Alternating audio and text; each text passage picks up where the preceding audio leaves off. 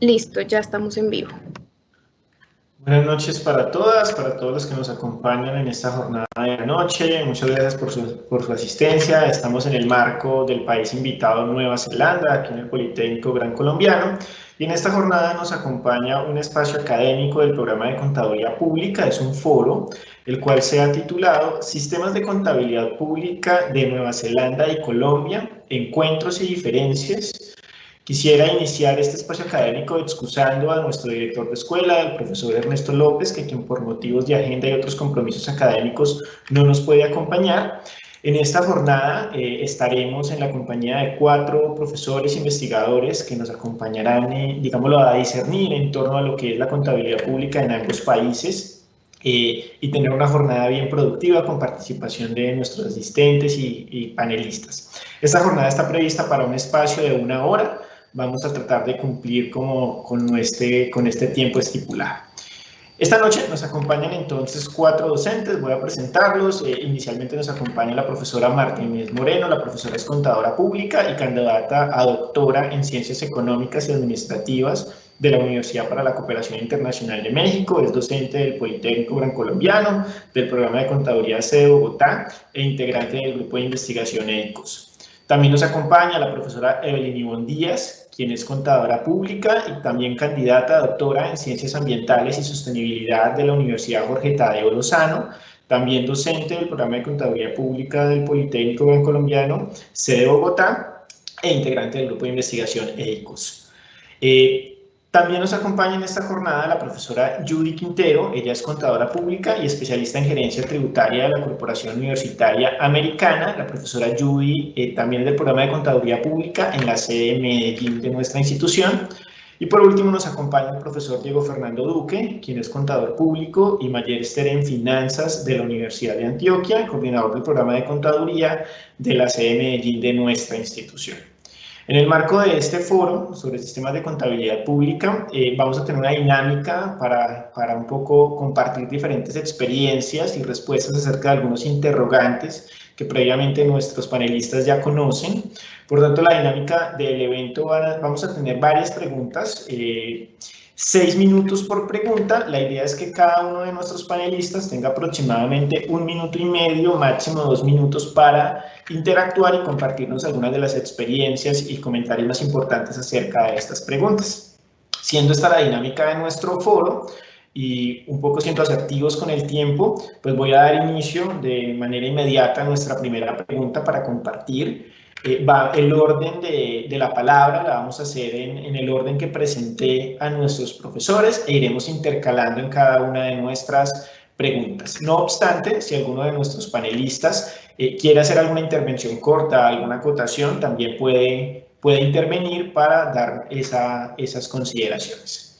Siendo así, entonces vamos a arrancar con nuestra primera pregunta, la cual es, ¿cuál es el contexto en los años 70 para el cambio en la contabilidad pública en Nueva Zelanda, haciendo referencia como al contexto histórico en el cual, digámoslo, se avecinan cambios en este país? Entonces iniciamos con la profesora Marta. Profesora Marta, bienvenida y muchas gracias por estar acá. Muchas gracias, profesor Juan David. Bueno, al igual que en cualquier país, los cambios históricos generalmente afectan todo el entorno económico, macroeconómico y por ende la parte pública. En Nueva Zelanda, en ese contexto se vio una necesidad importante de visualizar la nueva gerencia y de tratar todo el tema de políticas públicas como una empresa y hablamos de una administración gerencial. Esta administración implicaba ver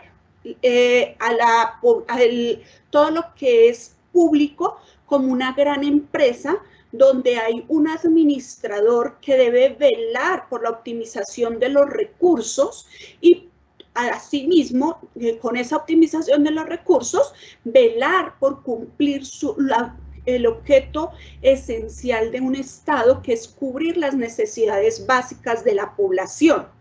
Pero al contemplar esto, se vio la necesidad también de contar con indicadores que pudieran medir esa gestión pública de estos administradores.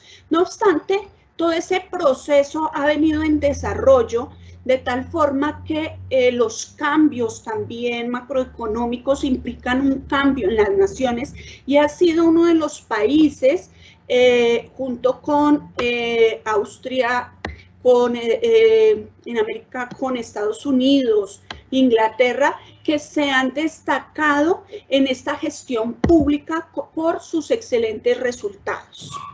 Le cedo la palabra a la profe Ivonne. Gracias. Bueno, hay varios elementos. En la década de los 70 hacia los 80 había una crisis económica luego de la caída de los precios del petróleo. Recuerden que en los años 80 una de las protagonistas maravillosas fue Margaret Thatcher. Y Nueva Zelanda pertenece a la Mancomunidad. Quiere decir que toda la época de los 80 también se vio marcada pues precisamente por las políticas de gobierno del Reino Unido. En Nueva Zelanda en el 84 pues David Lynch pues ya es nombrado primer ministro y empieza toda esa historia de la apertura económica como tal y de la apertura y lo que se llama la neogerencia. Y la neogerencia se pensó acuñar en las finales de los 70, durante los 80 y terminó pues hacia los 90. Ellos tuvieron todo un escenario en los 90 en donde se preguntaban si era pertinente o no era pertinente la adopción o los cambios en las políticas públicas o los cambios frente al reporte de la información, pero venía de unas presiones de carácter social y de una inconformidad generalizada por parte de todos los europeos. En ese contexto se encontraron con ciertas perspectivas. La perspectiva de David Lynch precisamente pues sí fue, vamos a abrir en términos de la contabilidad pública algo que nosotros ya tenemos a favor. Y es una contabilidad de devengo, en donde vamos a vincular el tema patrimonial con el tema de consolidación en la contabilidad financiera y de la contabilidad pública, ¿cierto? En ese contexto de descontento favoreció que las personas en un ambiente generalizado, al ser encuestadas en términos generales, dijeran sí queremos ver un cambio en la contabilidad pública y sobre todo queremos ver un cambio en las entidades de carácter público en cuanto a revelación de la información y en cuanto a integración de unos elementos y sobre todo, como lo veremos tal vez de pronto más adelante, no sé, en qué reconocemos y cuándo lo reconocemos. Se dio entonces fue también el producto de, en los 70 una inconformidad generalizada, durante los 80 fuertes cambios, también el tema de pertenecer a la mancomunidad y a partir del 86 ya fuertes reformas que se fueron encaminando hacia el modelo neogerencial que como pues la profesora Marta pues ya no lo señaló, tuvieron una serie de respuestas. En los 80 decían vamos a ser los líderes y se autonombró casi que ahí Nueva Zelanda hacia finales de los años 80 como el líder en los modelos de contabilidad pública. En los 90 se preguntaban si eso iba a seguir siendo así. Sí, precisamente por sus fuertes temáticas y por sus fuertes corrientes que se emparentaban muchísimo con la contabilidad privada y desde esa perspectiva tomó pues un camino mucho más hacia el modelo de contabilidad pública anglosajón que en el resto de Europa, que tuvo que hacer una conversión mayor. El contexto también da en que luego hacia el 2000 al hacer esa revisión después del boom, ¿no? Y después en el 90 decir que no, de pronto no es tan bueno el modelo, dados los resultados después de los años 80, pues ellos finalmente allí lo que dicen es, puede que funcione y tuvieron una cosa a favor, que hay que decirla. Al año 2000, Nueva Zelanda no superaba el 1.000.000 de habitantes. Y eso hizo que también dentro de las reformas que tuvieron de las entidades del Estado y la consolidación fuera mucho más fácil de articular. Eso en cuanto al contexto.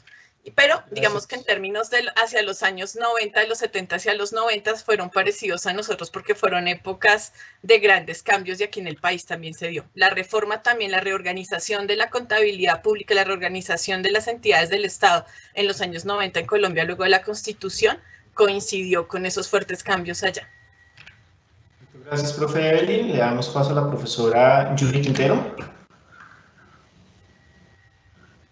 Profe, micrófono, por favor. Claro, de hecho, por eso se asemeja tanto la contabilidad colombiana con este tema de Nueva Zelanda, partiendo de como esa crisis que tuvo Nueva Zelanda en los años 70, que fue a raíz, como lo decía ahorita la compañera Marta, de una inestabilidad en el petróleo que generó una recesión económica impresionante, y esto motivó a que el Estado de Nueva Zelanda pues se volviera intervencionista.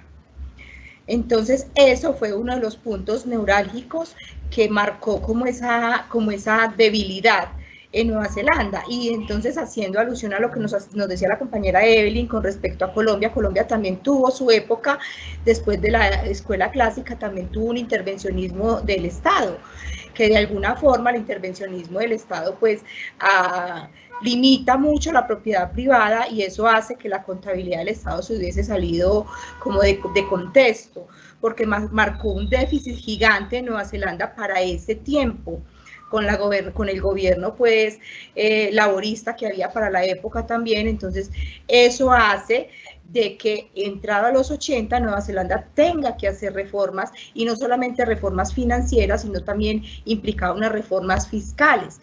De ahí el tema de neogerencial, que es muy marcado para estos países en desarrollo. Perfecto, gracias profesora Judy. Damos paso al profesor Diego Duque. Bien, ¿qué podría yo decir que no se haya dicho ya? Efectivamente, los contextos fueron muy similares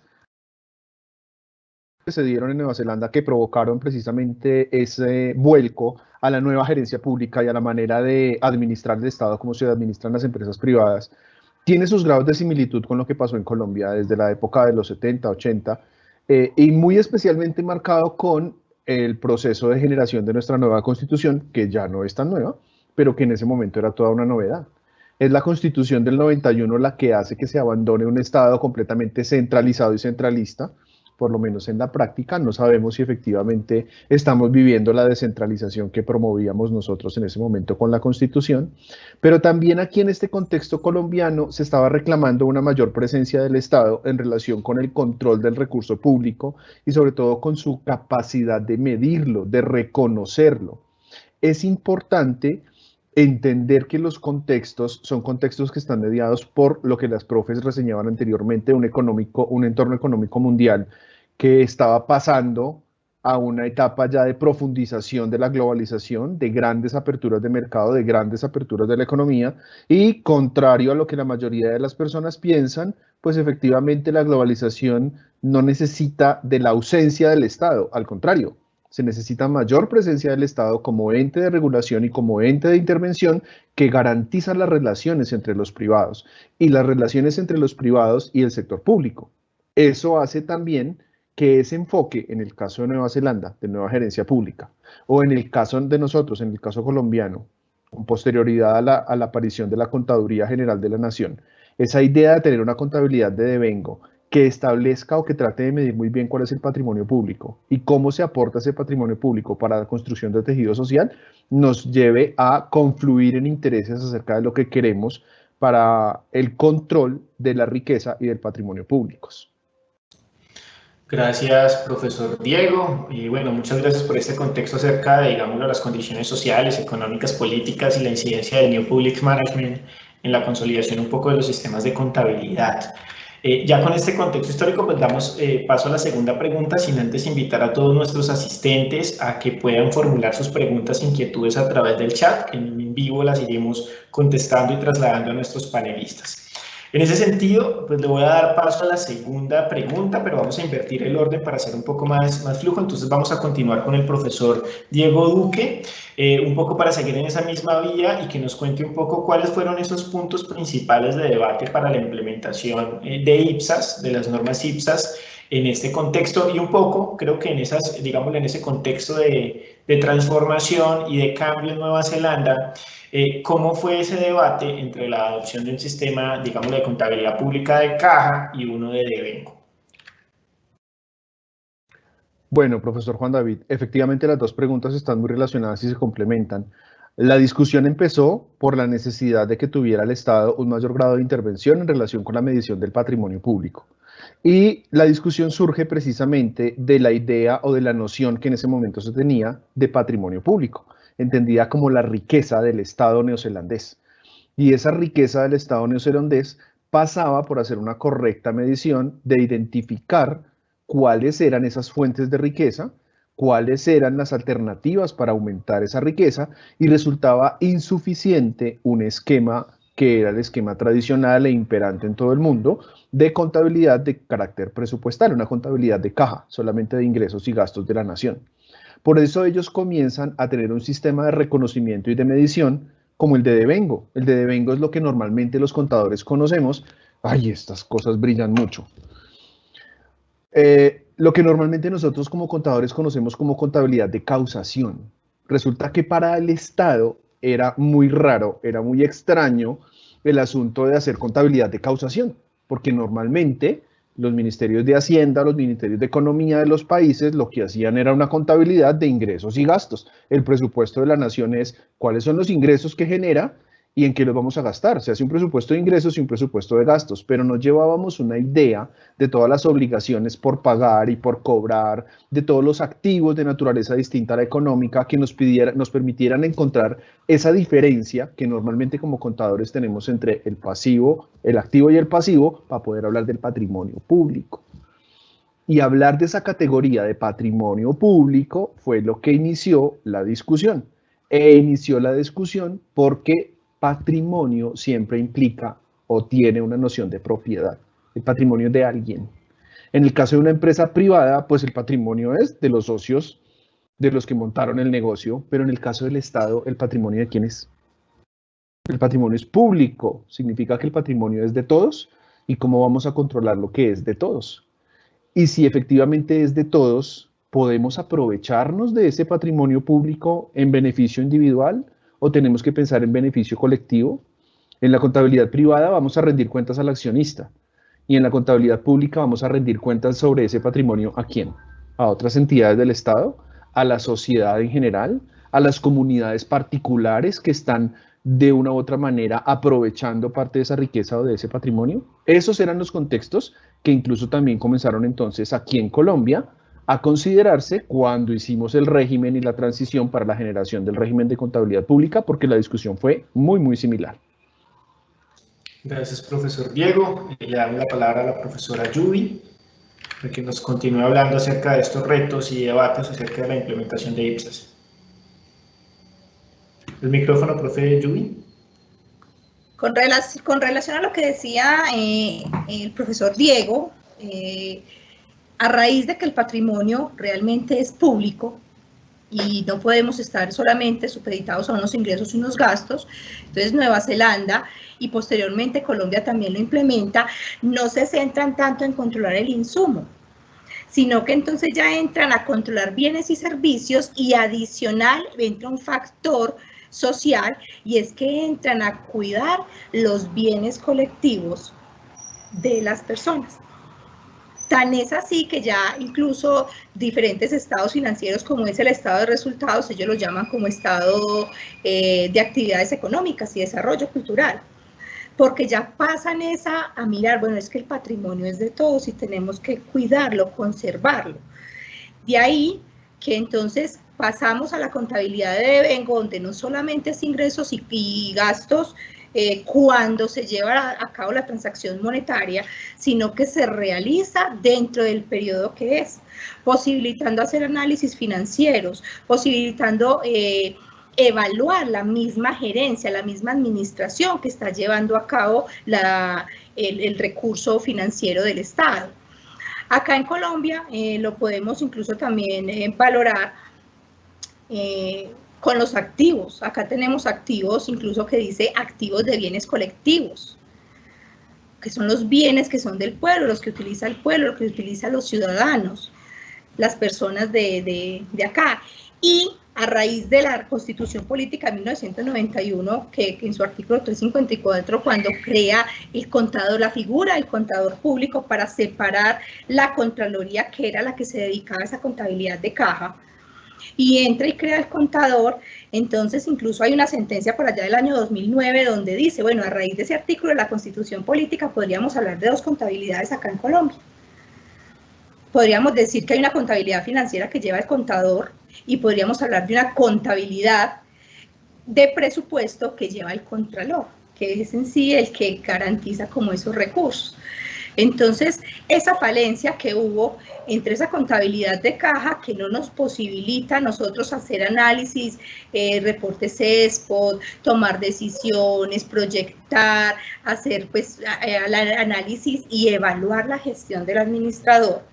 Entonces nos obliga a trasladarnos a una contabilidad de devengo para poder reconocer cada una de las actividades dentro de los periodos que es y hacer los análisis respectivos. De ahí que la parte presupuestal y la parte contable dentro del sector público tiene que estar tan enlazada para poder pues llevar a cabo como el control del recurso. Muchas gracias, profesora Judy. La misma pregunta para la profesora Eli. Bueno, yo voy a puntualizar la pregunta sobre qué facilitó la adopción de las IPSAS en Nueva Zelanda. Tiene que ver con la pregunta anterior que nosotros, pues la que abordamos sobre la historia, precisamente por las presiones. De todas formas, el contexto histórico en el que se da la adopción de IPSAS en el mundo y que se cruza con la globalización a finales de los 90, de hecho, para muchos de los que estamos presentes en este momento, todavía nos suena un libro de Bell Ulrich que se llamaba ¿Qué era la globalización? Nosotros vimos el boom de que nosotros nos tocó estudiar qué era la globalización.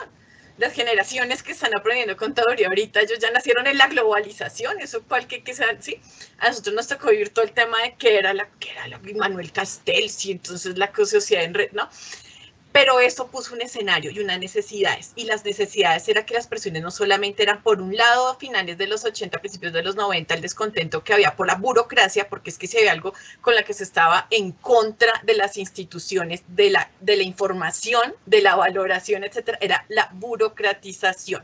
Eso favoreció un entorno de no solo de privatización, de modelos de descentralización que promueven ciertamente algunos procesos de privatización o de manejo de capitales mixtos, etcétera, sino que también alrededor de la información se empezó a dar 2 tipos de estructuras y ahí fue donde se vieron algunos aventajados y otros no en el momento, casualmente, ¿cierto?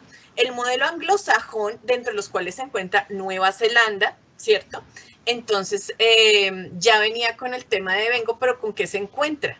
Con que el modelo de devengo ciertamente es muy acogido entre las presiones que hay desde la perspectiva de organismos multilaterales y desde la perspectiva de los propósitos de homogeneización de la información y la lectura de la información alrededor del mundo, promovida también por unos intereses que eran transversalizados por lo comercial.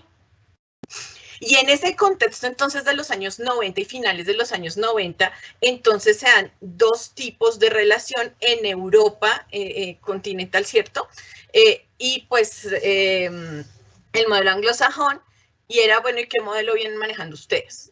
Y entonces empezaron todos a ver que o usted hace la normalización de la contabilidad pública, o bien a través de las leyes, ¿cierto?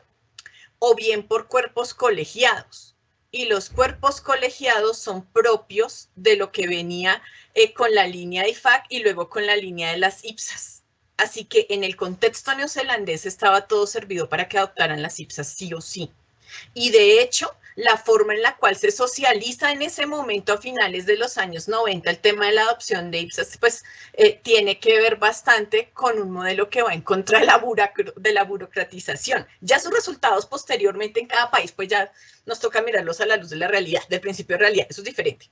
Pero se encontró el contexto con que, claro, si se va a dar por cuerpos colegiados, ¿cierto? La adopción de IPSAS es mucho más fácil. ¿Qué nos dice eso?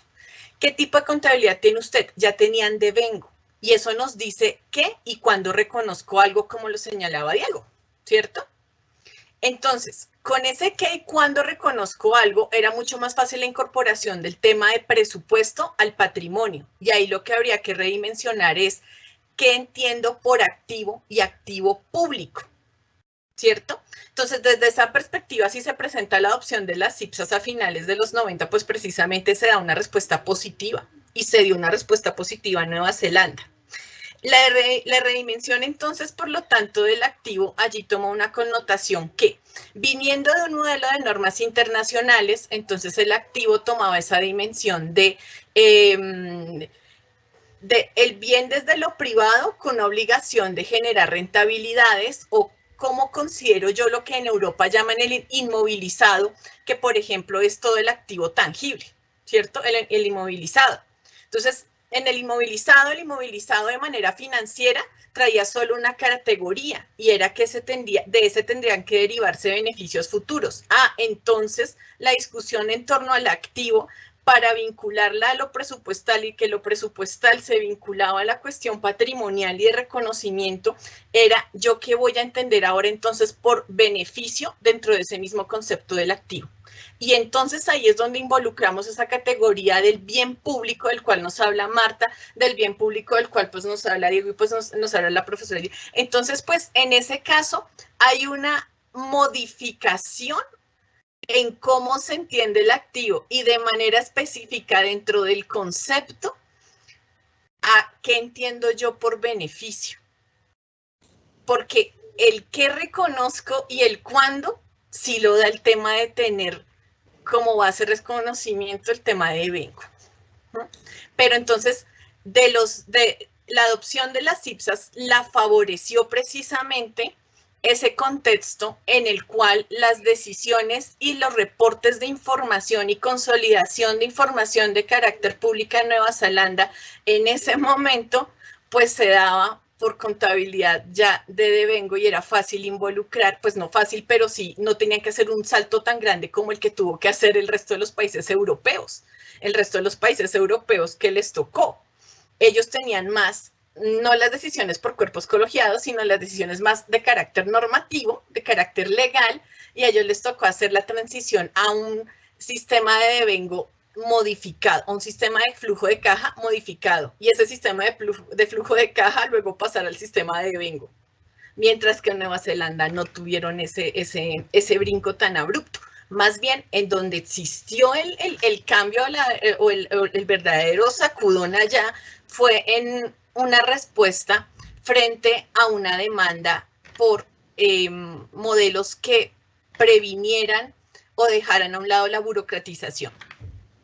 Ok, bueno, gracias profesora Evelyn. Se nos ha adelantado en algunas cuestiones, digámoslo, futuras de estas preguntas, pero entonces damos paso a la profesora Marta para cerrar con esta pregunta.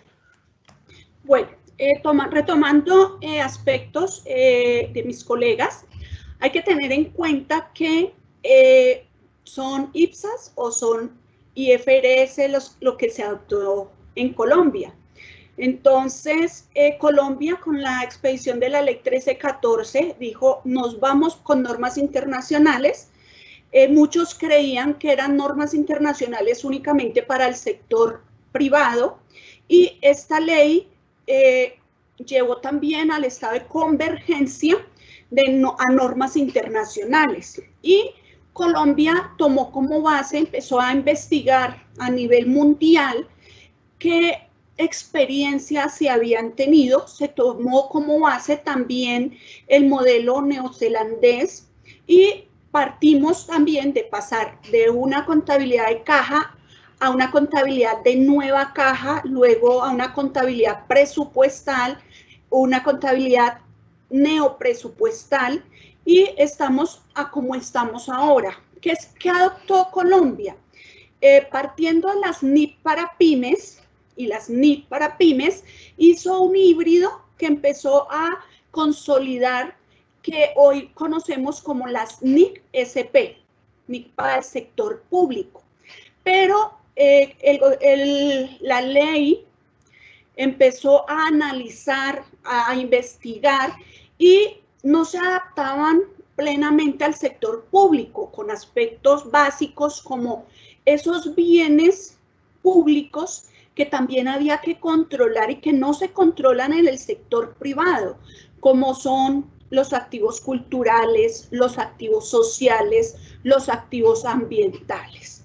Entonces se hizo una adecuación de tal forma que tanto los activos como los pasivos y el patrimonio tuviesen esos elementos que no tenían la contabilidad pública y que Nueva Zelanda tiene como principal fuente para controlar. Entonces, Nueva Zelanda es uno de los países que controla muchos aspectos que de pronto en otros países no se controlan y no se controlaban en Colombia.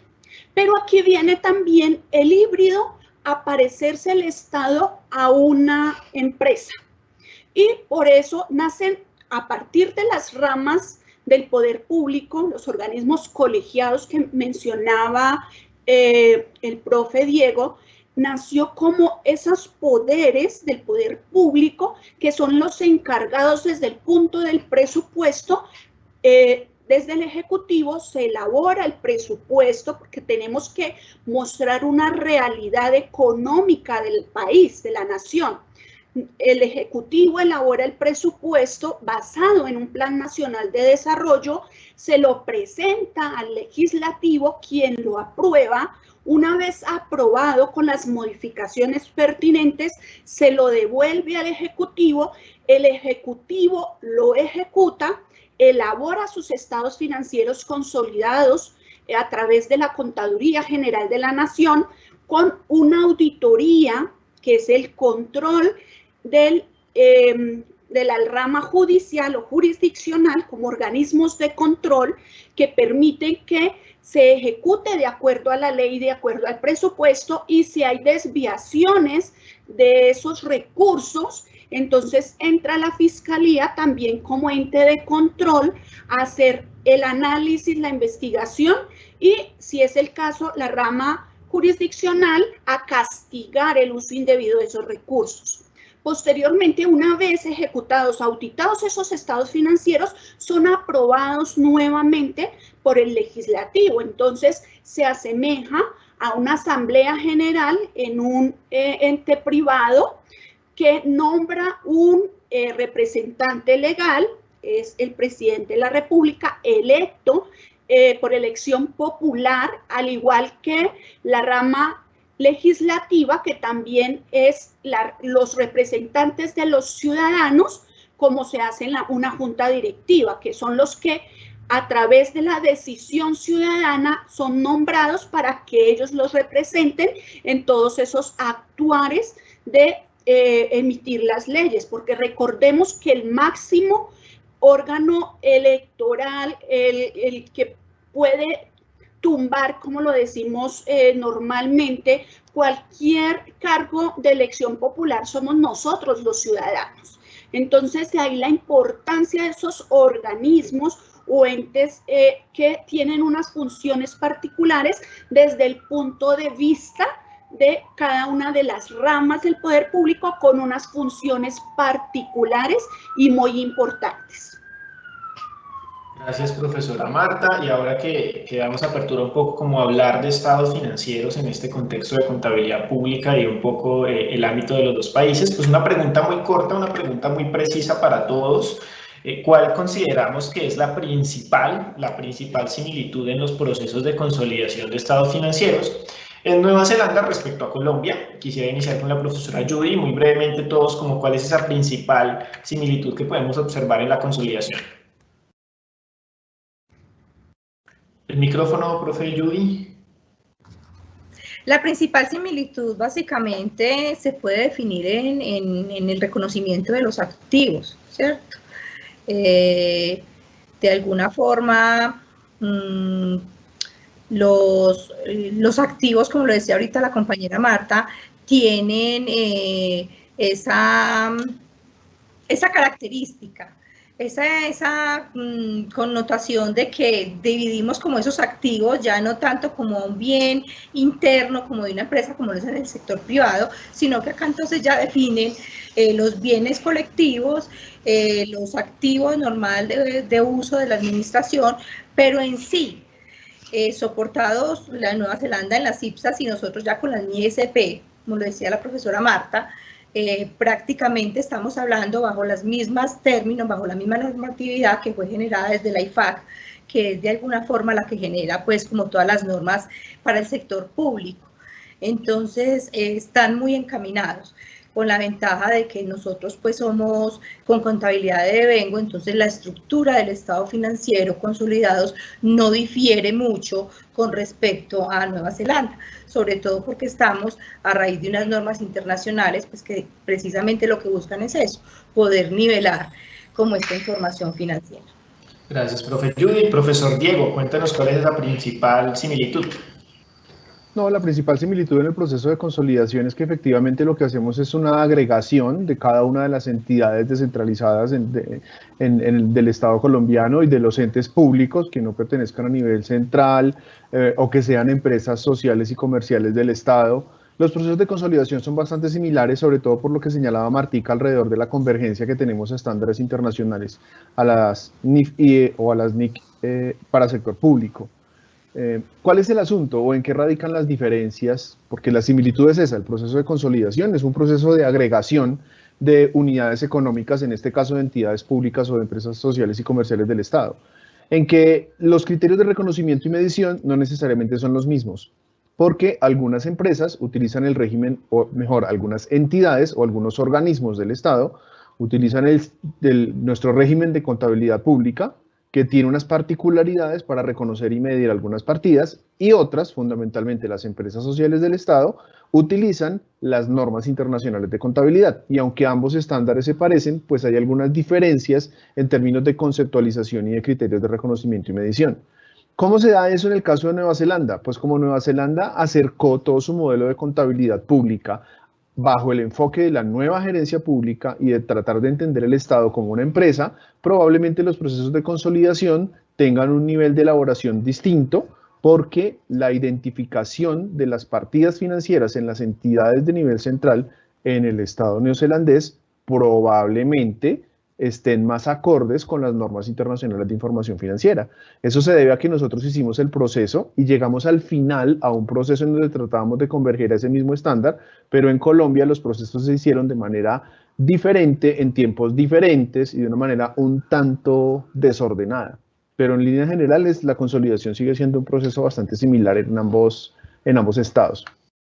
Gracias, profesor Diego. Profesora Marta, ¿usted identifica alguna otra similitud?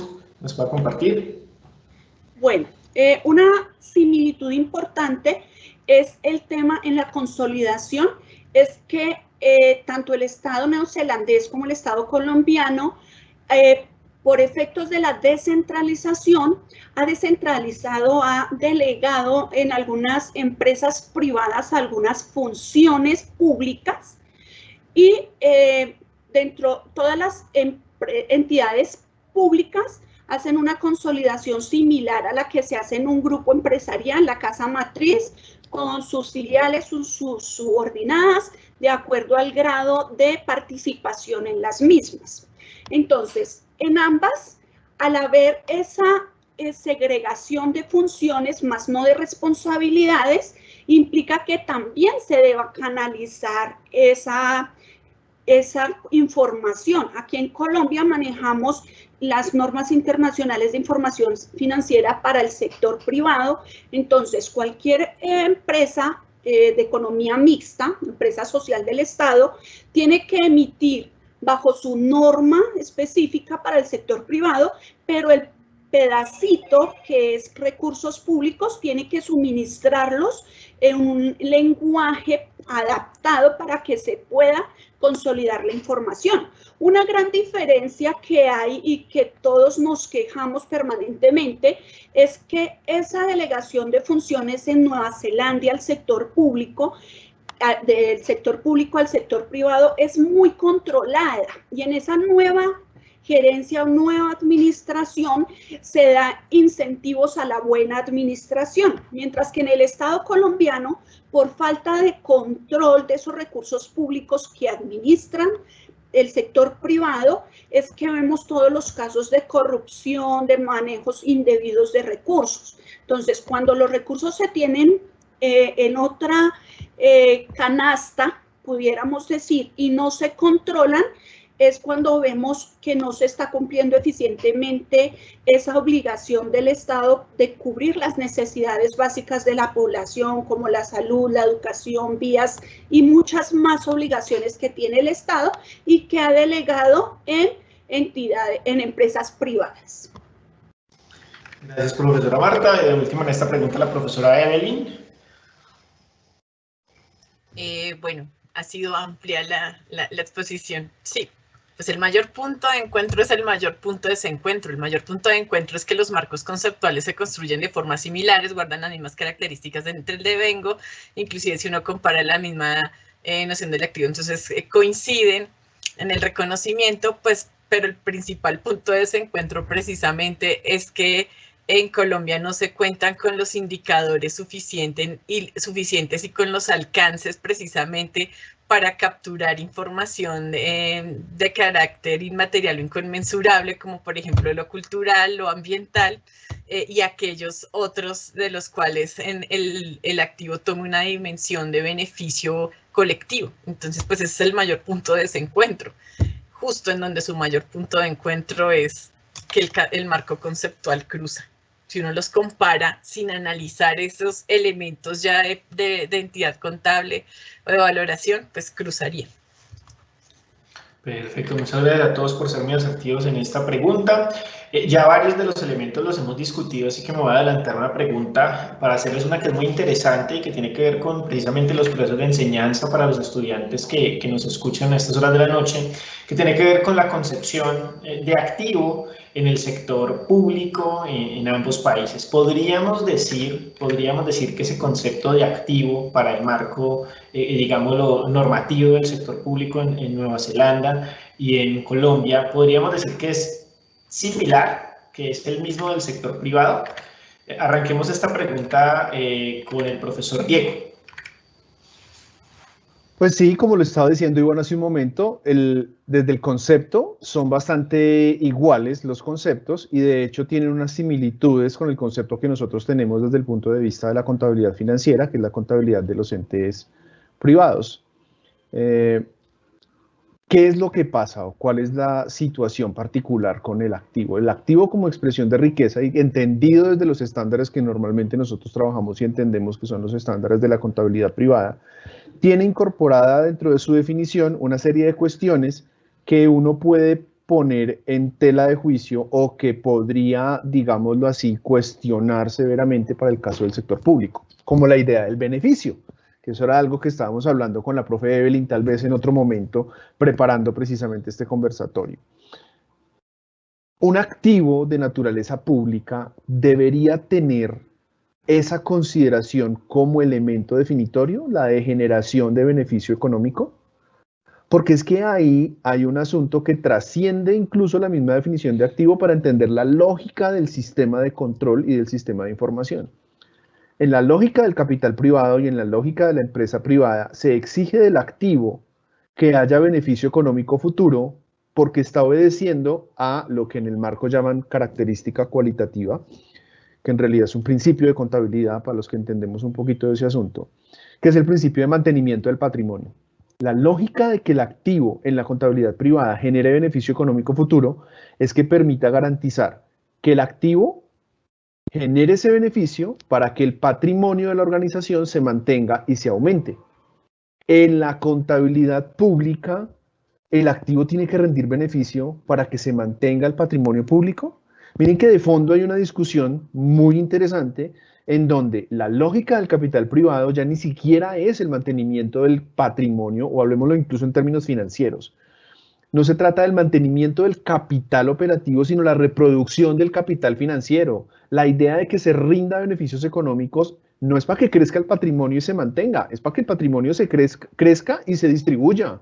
Porque la lógica de la empresa privada es distribuir patrimonio, utilidades, plata para todo el mundo.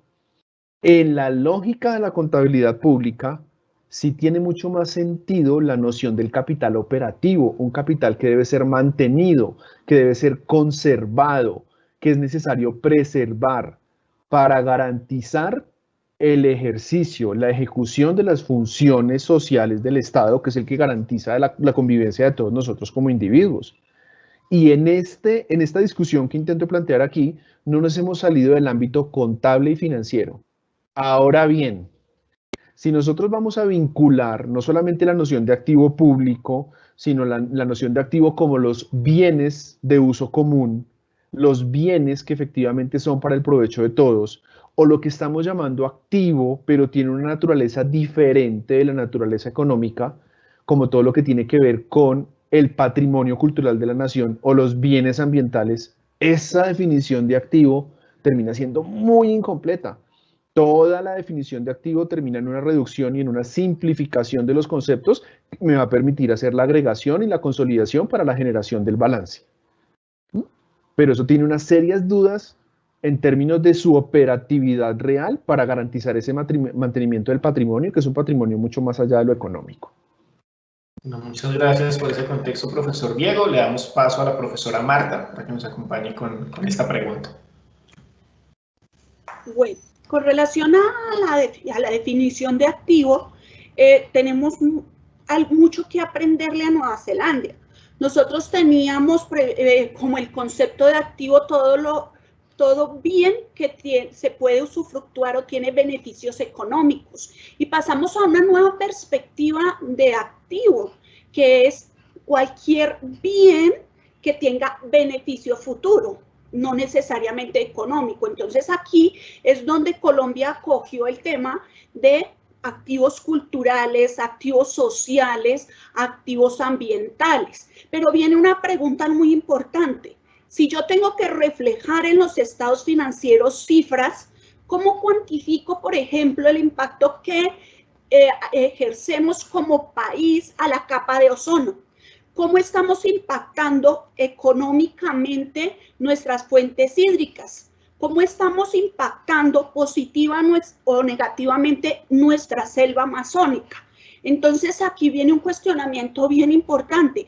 ¿Cómo voy a llevar a cifras en mis estados financieros un activo que tiene estas características que yo no puedo negociar? No obstante, en este momento ya China está queriendo comprar el oxígeno que se genera en el Amazonas nuestro.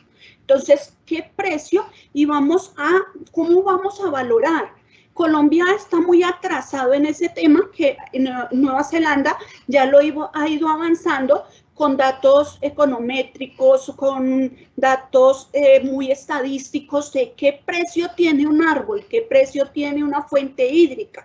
Nosotros nos falta mucho para aprender de cómo vamos a cuantificar esos activos que no son económicos ni monetarios. Entonces, aquí es algo que nos debe cuestionar a todos los colombianos. ¿Cuánto cuesta el que yo tome una ducha no de 5 minutos o de 3 minutos, sino de 1 hora?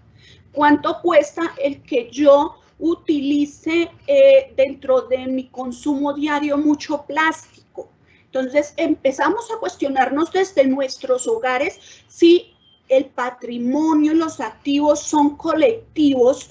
Yo tengo que participar activamente, ya sea positiva o negativamente, en el impacto que pueda generar en esos activos colectivos.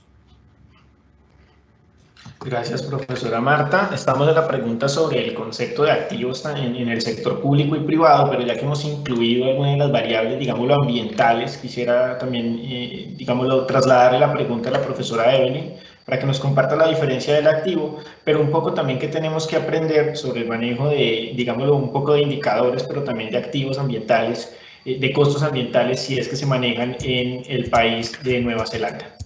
Bueno, aquí hay varios elementos que puntualizar.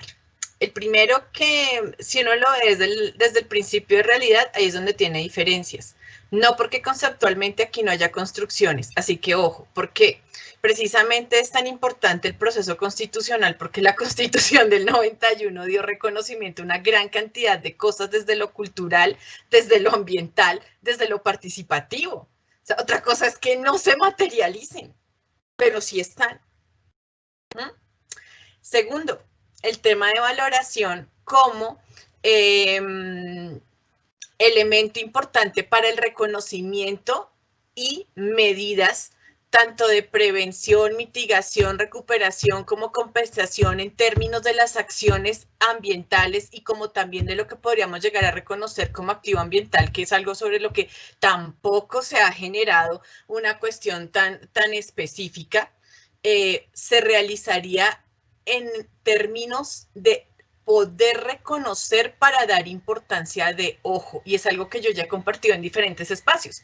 No se valora para poner precio, se valora para poder generar entendimiento sobre ciertas categorías que transversalizan la actividad humana. Pero no podemos decir que es precio a la montaña o que le ponemos precio a un río, porque eso sí es tremendamente peligroso, y inclusive pues ese fue todo el palo que le dieron a Robert Constanza del 97 hasta su último documento, ¿cierto? En donde ya en el último, en el 2014, pues ya vimos a un Robert Constanza pues mucho más revegetalizado y más reverdecido, y el hombre dijo, no, ojo, que yo no le estoy poniendo precio a la naturaleza, yo estoy generando medidas de comprensión que se empaten con el idioma que tiene los recursos para atender las necesidades de lo ambiental. Es que eso es lo que empata allí, ¿sí? No se valora porque en sí necesitemos precios sí o no sobre el árbol o sobre el río o sobre el recurso en sí mismo, sino porque es que, claro, resulta que el idioma en el cual se hace el reconocimiento sobre el idioma que podríamos cruzar en el mundo entero para reconocer esos impactos, sucede que es lo contable.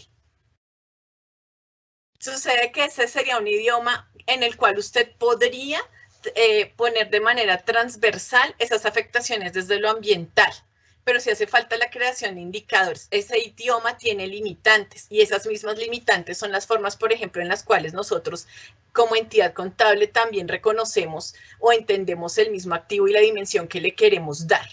Y ahí hay una cuestión que también pasa por un acuerdo de voluntades.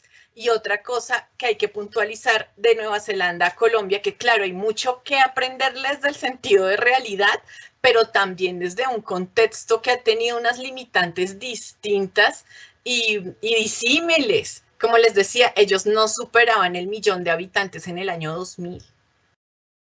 Por lo tanto, las instituciones también tienen retos diferentes, y obviamente en el mundo entero existe el reto de poder dimensionar sus activos desde lo cultural, desde lo ambiental, desde lo inmaterial, y eso también depende de un grado de empoderamiento que haya sobre lo cultural y lo ambiental en la misma población.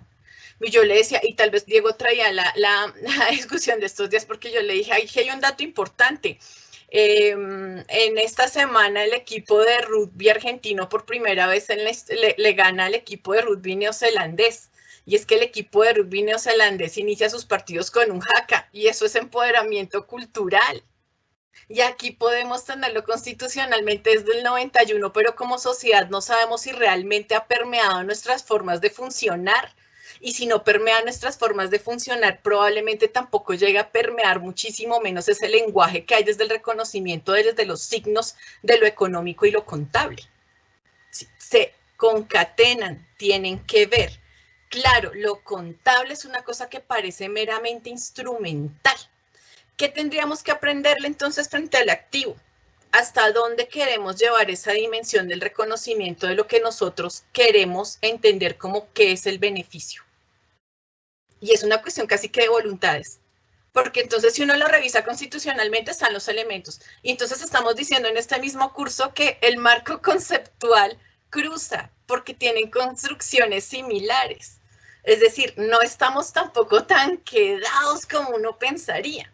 El tema ya es en el ejercicio, o lo comparto completamente con Diego, en la operacionalización. Y que también detrás de todo eso pues le subyace la presión de los diferentes grupos de interés en que eso se reconozca o no se reconozca. Porque dependiendo de quién esté interesado en reconocer un activo y qué dimensión tome ese activo, también históricamente sabe el reconocimiento de lo presupuestal, de lo público y de lo patrimonial. Perfecto, Oiga, profe. eso nos da para construir un artículo.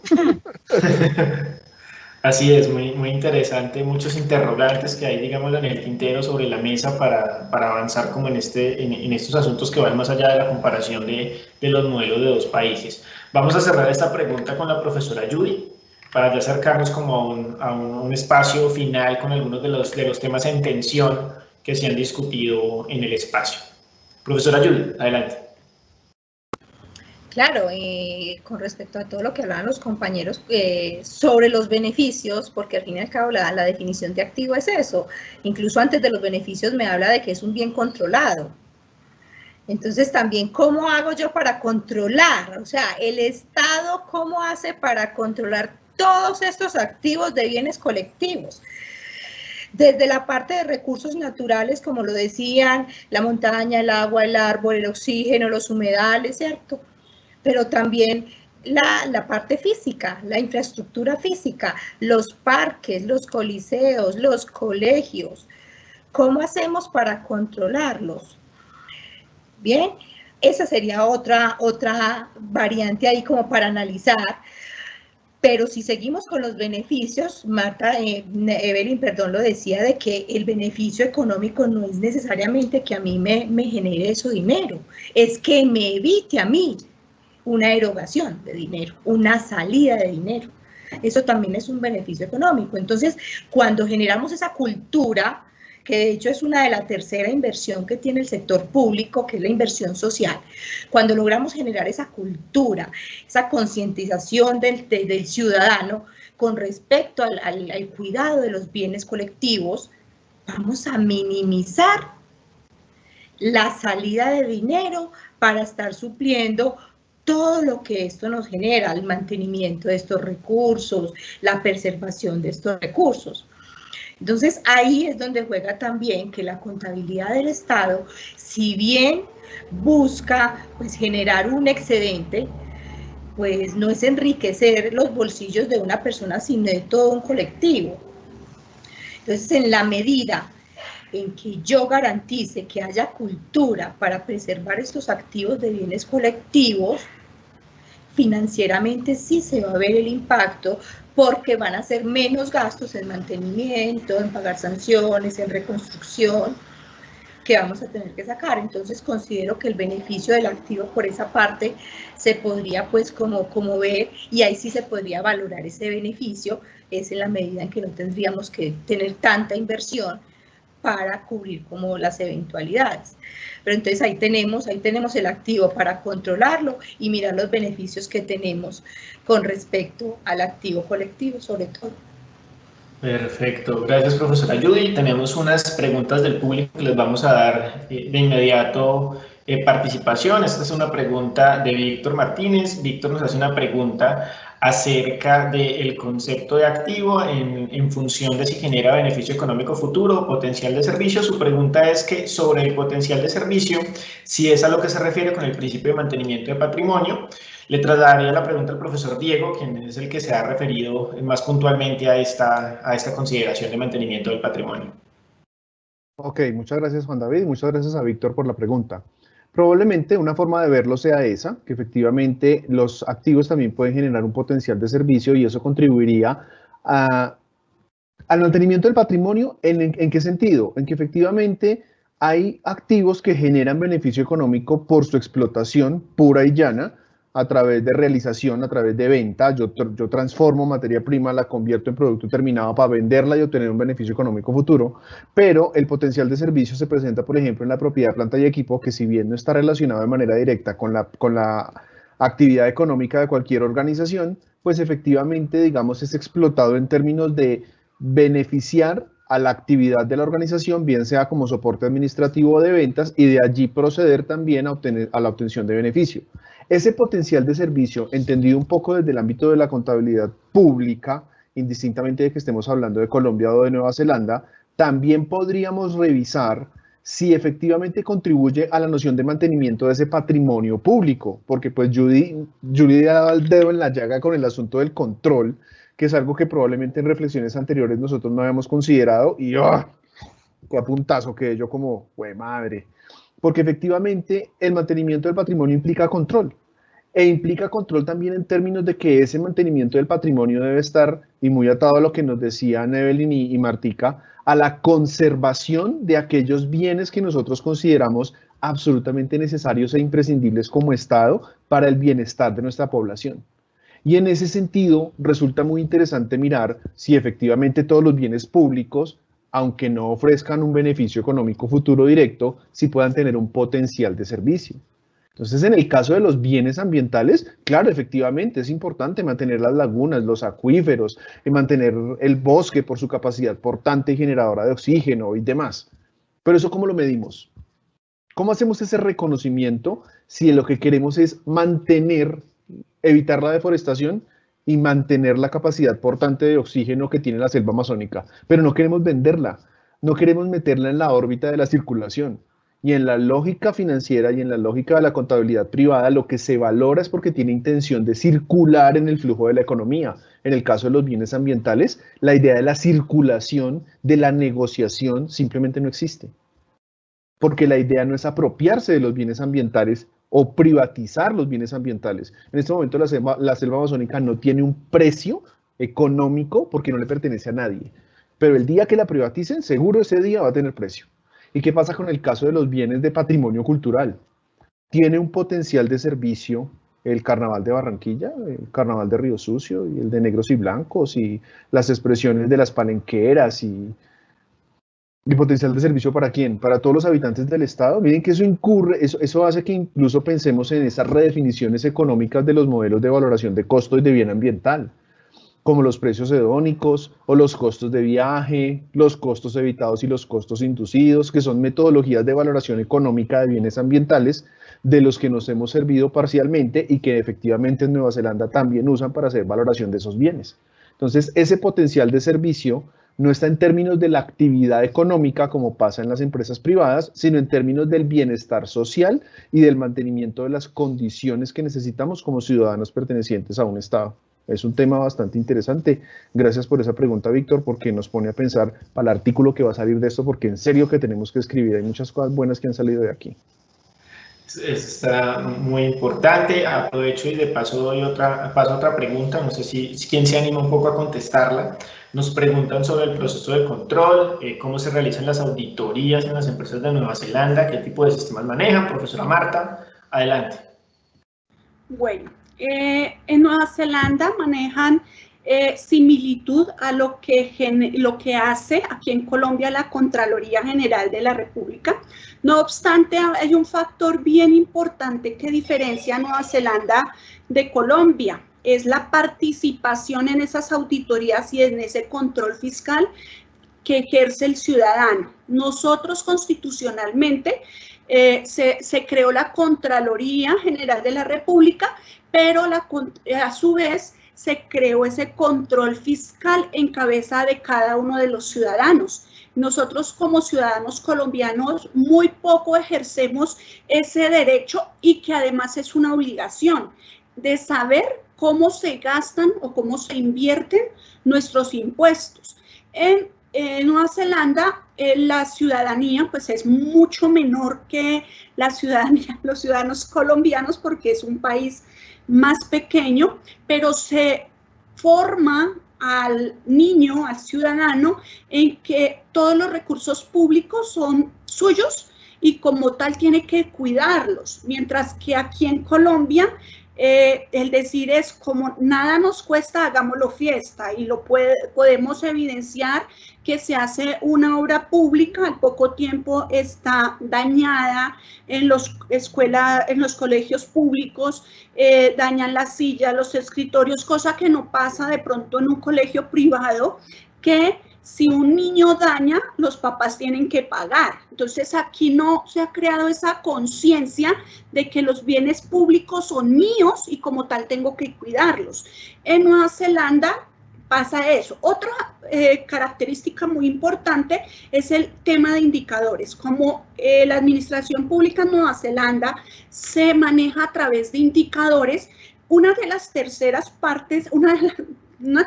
parte es lo mismo que hace la Contraloría General de la República en Colombia, pero 2/3 partes de su función es el control de indicadores. Entonces, un servidor público propone unas metas, se aprueban esas metas y en la gestión que hace la entidad símil a la Contraloría General de la República empieza a controlar esos indicadores. Y otro aspecto bien importante es que se sanciona o se le da premios a la buena administración. Entonces, un administrador público que no cumple, entonces le dan desincentivos, y a los que cumplen se le dan incentivos. Aquí a los administradores públicos le pagan, cumpla o no cumpla, siempre lo mismo.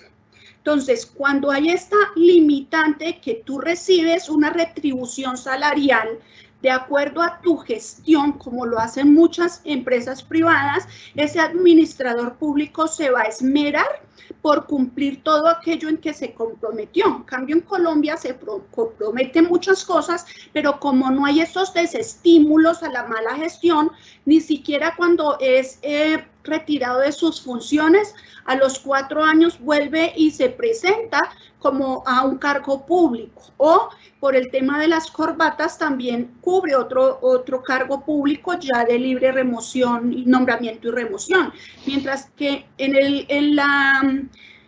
el manejo neozelandés se castiga a aquellos servidores públicos que no cumplen con esas metas planteadas y que son aprobadas por el pueblo. No sé si respondí tu pregunta. Creería que sí, profesora Marta. Muchas gracias por esa intervención.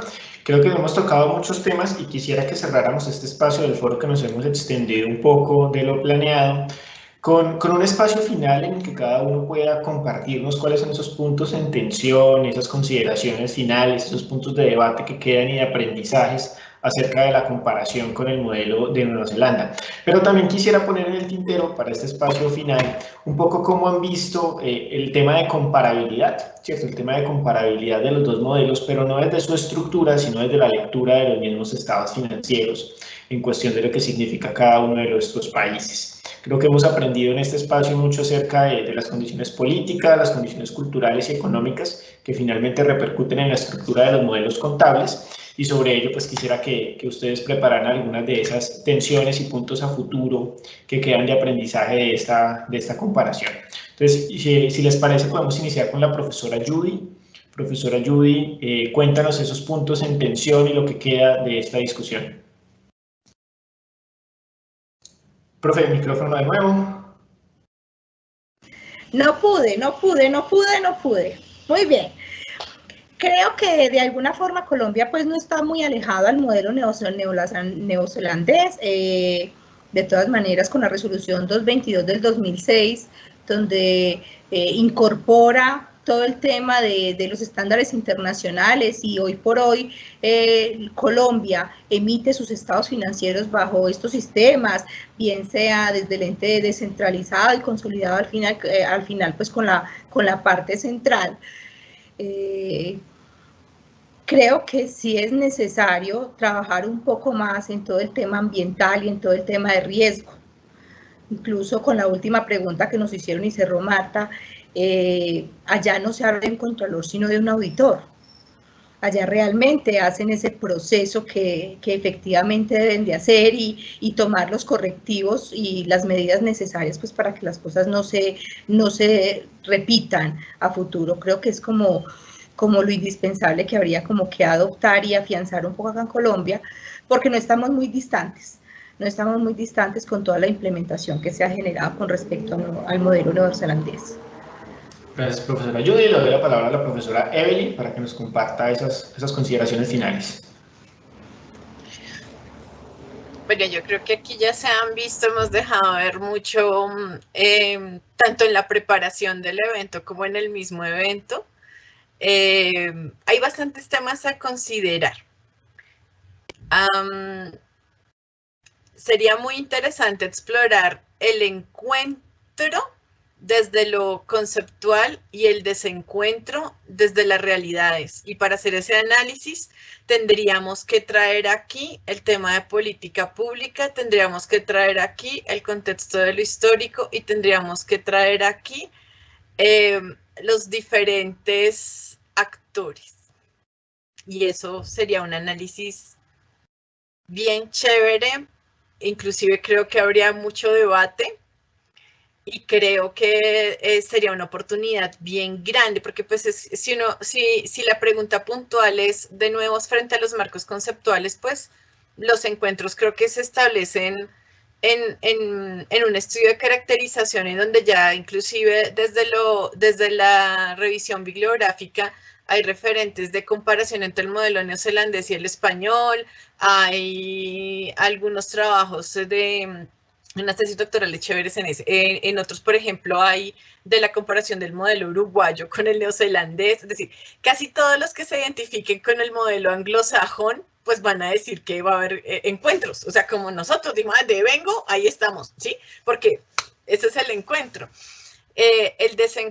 Pero sería muy interesante hacer un trabajo desde la perspectiva de precisamente el principio de realidad y habría que traer muchísimos componentes y que sobre todo yo también quisiera que quedara allí como no entre las líneas, sino de pronto más explícito, al quehacer de lo contable le compete no solamente la estructura y la forma del estado financiero, porque la consolidación y el estado financiero es la captura de un idioma mucho más amplio, tan rico y tan poderoso como para poder atrapar tantas cosas que suceden en los países y ponerlas en esos formatos.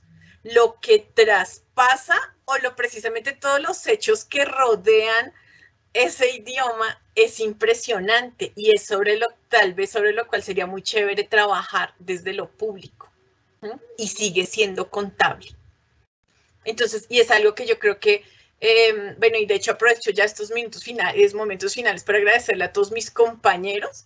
Se hace precisamente en las clases. Es que cuando usted habla de la Constitución, usted está hablando de contabilidad. Es que cuando usted está hablando del problema de lo ambiental, usted está hablando de contabilidad. Es que cuando usted está haciendo el abordaje histórico de lo social, usted está hablando de contabilidad. ¿Sí? El tema de la CIPSA, sí o no, una cosa o la otra, pues no llegó de la nada, sino tiene todo un contexto. Y tal vez el reto que queda frente a la estructura precisamente financiera, que pues sigue siendo casi que los mismos componentes entre el balance y el estado de resultados, es encontrar esos puntos desde ese encuentro, desde la perspectiva de realidad, hacia lo cual usted tendría que obligatoriamente traer temas muy transversales, pero que competen completamente a la contabilidad. Gracias, profesora Evelyn. Le voy a dar paso al profesor Diego para esas consideraciones finales también. Juanda, muchas gracias. Gracias también a todos mis compañeros y colegas y a todos nuestros asistentes, todos nuestros estudiantes, C de Bogotá, C de Medellín y a todos los invitados especiales. Bueno, digamos que puntos en tensión, secundo esa intervención que hace Ivonne. Desde el punto de vista de la teoría, desde el punto de vista de la convergencia de los sistemas, pues efectivamente hay un montón de similitudes entre Colombia y Nueva Zelanda. Si quisiéramos precisar, nosotros bebimos del modelo neozelandés en el 2005 cuando quisimos trabajar el sistema o el régimen de contabilidad pública y la contabilidad bajo causación. En ambos países tenemos un sistema de contabilidad pública que está mediado por el principio de devengo o principio de causación, pero también a través de cuentas de planeación y presupuesto hay una relación entre el sistema de contabilidad pública y el sistema presupuestal de los ministerios de Hacienda de los estados. Desde el punto de vista de todo el andamiaje conceptual y de todo el aparataje que soporta los sistemas de contabilidad en ambos países, hay similitudes. ¿En dónde está la tensión? En la diferencia de contextos, en la diferencia entre la aplicación práctica de esos modelos. Porque efectivamente podemos tener toda la resistencia alrededor del modelo de gerencia pública parecida a la empresa privada. En mi concepción particular, el Estado es una organización de una naturaleza muy distinta que una empresa. Pero Nueva Zelanda apostó por eso y ha sido consecuente con ese discurso desde siempre y ha logrado desde allí que, por ejemplo, se ejerza, como lo decía Martica, un control ciudadano que se preocupa por el recurso público, que planea, que genera planes de incentivos para alcanzar los objetivos de política pública. El contexto nuestro es bien distinto, porque como esto es de todos, no es de nadie, y entonces que lo cuiden los demás. Eso es mío, pero que lo cuiden otros. Y nosotros no tenemos los suficientes grados de compromiso como sociedad para poder exigir transparencia en la rendición de cuentas. Y no existen planes de incentivos para favorecer la buena gestión de lo público, indistintamente de que no estemos atados 100% a ese modelo de la gerencia de Estado, ¿sí? Como los alcaldes que se creen gerentes o los presidentes que actúan como gerentes. No, un presidente es otra cosa, es un asunto muy distinto y un Estado no es una empresa. Pero la apuesta que hizo Nueva Zelanda ha dado frutos, ha dado transparencia en la gestión de los recursos y ha permitido hacer esas mensurabilidades de su patrimonio. Eso no quiere decir efectivamente que en Colombia todo esté perdido. Hemos hecho grandes avances en incorporar bienes como los bienes ambientales, en hacer ese tipo de mediciones y en tratar de mantener el patrimonio cultural de la nación. Nos quedan retos y parte de esas principales tensiones es saber cómo vamos a hacer para refinar eso y para poder obtener cada vez una medición mucho mejor y mucho más centrada en los intereses que tenemos como nación de nuestro patrimonio público. Pero hay que reconocer, por ejemplo, el ingente trabajo de la Contaduría General de la Nación, porque a pesar de las fallas, a pesar de las dificultades, a pesar de todos los conflictos que puede tener trabajar estándares que no siempre son conciliables o definiciones que no siempre acaparan todos los conceptos, logramos tener un balance general de la nación. Logramos una medición del patrimonio de Colombia como Estado. La Contaduría Pública hace eso. Los contadores públicos que están vinculados trabajando allí hacen eso. Lo que tenemos que hacer como contadores y como estudiantes de contaduría es volcarnos a ese tipo de reflexiones y de asuntos pendientes para garantizar que el trabajo que la Contaduría General de la Nación está haciendo se haga cada vez mejor y se superen esas dificultades y logremos generar entonces conciencia como ciudadanos, una participación más activa en el control que debemos tener como ciudadanos frente a las actuaciones de nuestros funcionarios y de nuestras organizaciones para garantizar que el patrimonio público del país efectivamente se mantenga, crezca y nos beneficie a todos. Gracias, profesor Diego. Y finalmente la profesora Marta, con esas también consideraciones finales. Bueno, retomando con el cierre del profesor Diego, es muy importante realmente tomar una posición como ciudadanos y frente a la rendición de cuentas de todas las entidades públicas. Todas las entidades públicas anualmente invitan a la ciudadanía a participar a la rendición de cuentas y está abierto a que podamos a través de la web. Ahorita con la tecnología ha sido muy fácil, uno puede entrar, si me preocupa el sector de la educación, ingresar a la rendición de cuenta del Ministerio de Educación, plantear mis inquietudes, informarme. Pero en todas esas oportunidades donde el ciudadano es invitado a participar desde las mesas de participación ciudadana, que es abierta a todos, no son siempre, cuando uno hace sondeos, no es que son los mismos con las mismas, no es que son los mismos con las mismas porque los ciudadanos no tomamos conciencia de nuestro rol importante como ciudadanos de participar en esos espacios de control fiscal que están abiertos para que nosotros demos nuestras apreciaciones, que nosotros cuestionemos, que nosotros propongamos. Entonces es muy importante que todos los que estamos presentes realmente tengamos una voz activa frente a esas políticas públicas que nos van a regir y después cuestionar a ese administrador público de cómo fue su gestión. Yo lo elegí a usted, usted me tiene que rendir cuentas a mí. No a rendir cuentas por llenar un requisito más, que hay que rendir cuentas y punto. Y en esas rendiciones de cuentas hay información muy importante que los ciudadanos a veces no conocemos. No es que yo ir a una reunión de 4 horas, ¿por qué no le separamos 4 horas a esa entidad pública que estamos cuestionando? O cómo no participo en la mesa de participación de mi alcaldía, de mi localidad. Desde ahí es la importancia que esa contabilidad pública sea transparente, que se cumplan las metas de Estado del Plan Nacional de Desarrollo, que haya realmente un control. Y finalizando, dentro de la Constitución y dentro del Plan General de la Contabilidad Pública hay actores muy importantes, inicialmente el Estado, hablándolo como servidores públicos, en segundo nivel las universidades, y por eso se abren estos espacios de diálogo, de participación. En tercer lugar, el ciudadano, y por último, los organismos internacionales e interinstitucionales. Entonces, nosotros debemos ponernos en cada uno de esos lugares que nos corresponde por el hecho de ser ciudadanos colombianos. Y nuevamente, repito lo que han mencionado mis compañeros, muchas gracias por este espacio de participación, poder compartir estas ideas que nos dejan muchas cosas en el tintero para seguir profundizando.